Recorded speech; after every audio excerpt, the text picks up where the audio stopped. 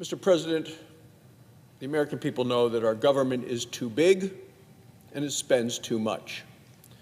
The American people want to see an end to this wasteful Washington spending. They want Washington to work for them, not for Washington.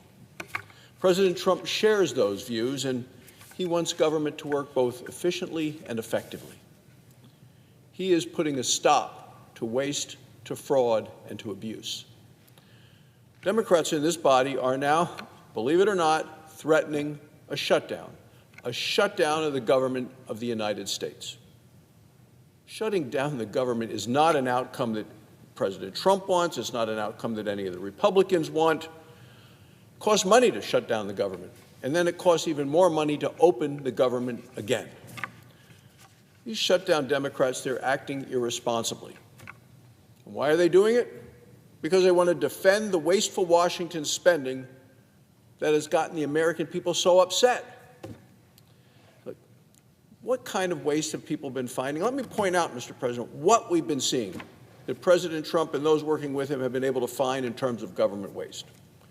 $2 million to develop sustainable recycling models in the Balkans. $19 million on biodiversity conversations on biodiversity in Nepal. $47 million to improve learning outcomes in Asia. $1.5 million on, quote, voter confidence, close quote, in Liberia, Africa. $21 million for voter turnout in India. That's why the Democrats want to shut down the government. They want to continue this reckless Washington spending. They want to stop Republicans from pulling out, rooting out the waste, the fraud, and the abuse.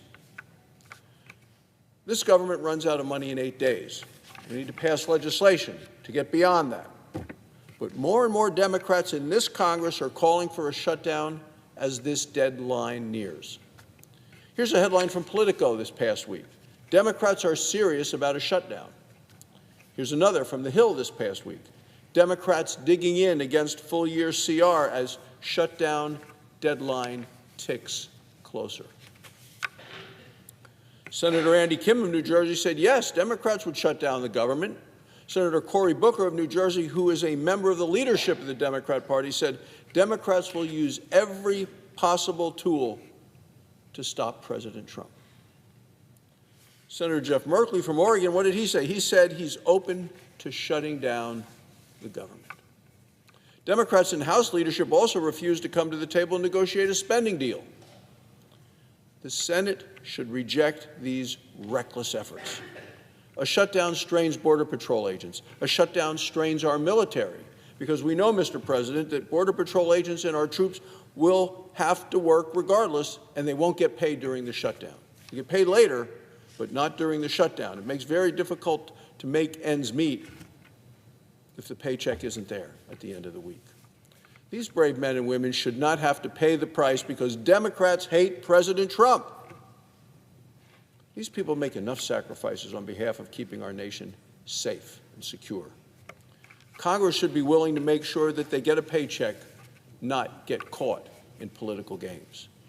Make no mistake, Mr. President, the American people want President Trump's urgent action. They want it to continue. President Trump is doing exactly what the American people voted for. Democrats calling for a shutdown are failing the American taxpayers, they're failing our service members, and they're failing our Border Patrol agents. They sat on their hands during President Trump's inspiring address to the nation the other evening.